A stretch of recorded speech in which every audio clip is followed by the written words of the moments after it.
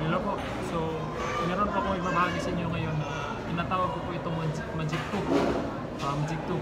So, ano po ito? So, ito po ay vitamin C. Okay, vitamin C with grapeseed. So, okay, vitamin C and with grapeseed po. So, ano po ang magiging benefits nito or magiging benepisyo sa ating katawan? So, ganito po ang magiging benepisyo nito sa ating katawan, itong dalawa. Okay? So, ito po ay nakakatulong na magtanggal ng yung mga bad cholesterol, yung mga nakabara sa mga ugat, sa mga blood cells, yung nakabara na magiging dahilan para sa nagkakaroon ng mga heart failure, heart attack, gano'n, brain stroke, gano'n. So, ang dahilan po nun is yung bad cholesterol is nagbunga para sa kanila mga tinatawag nating blood cells. So yun po ang dahilan kaya nagkakaroon ng high blood or heart attack and constipation, gano'n. Yung basta malaman mo yung kung mayroong mga tumubo na bukol sa yung mga katawan dahil mayroong mga nakapara sa yung ugat, gano'n.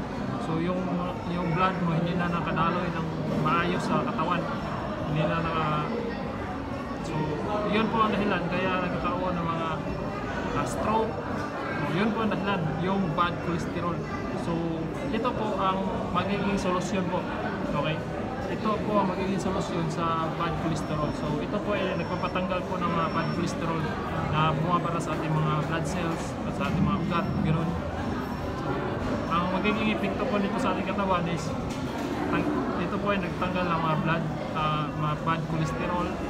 Okay, sa mga merong ulcer, wala din po ng ulcer. Sa mga yung malabo yung paningin.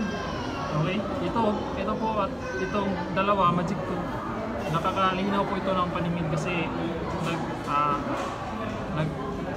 tinatawag natin nag-cleanse po ito ng yung mga katarak. Yun ba yun, mga katarak? O yun po. So yun po, ito nagtatanggal din po yun ng mga katarak o yung mga palabo sa paningin. Nagpapalinaw po ng paningin.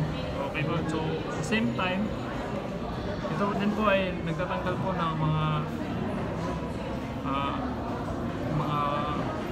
bakterya sa ating dugo. Okay? Dahil po sa grapeseed. Okay? At ito din vitamin C. So yun po. Nagtatanggal ng mga bad cholesterol, nagtatanggal ng bakterya sa dugo. Okay? At the same time, ma-prevent kayo sa tinatawag nating heart attack, cancer, gano'n. Ma-prevent po kayo sa mga ganong mga sakit pag umiinom po kayo ng grapeseed and vitamin C. So yun po siya ang pinakamahalaga po talaga yung grapeseed. So sa mga merong goiter, mga bukol, so ito po, nagtatanggal po ito ng yung mga sa gusto din pumuti, pwede din ito po dahil ito po ay dahil nag-cleanse siya ng ating mga blood. So pag nag-cleanse yung mga blood nyo, magiging lalabas po yun sa balat. So ibig sabihin, puputi po yung mga balat. So ganun po siya ka-epektibo. Okay po ba? So yun po, sa mga merong mga bukol, mga merong heart failure, okay? So ito po ang pinaka-importanting gamitin.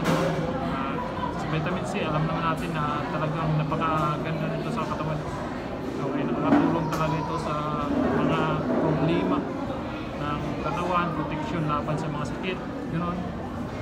Okay, so yun po, maraming salamat.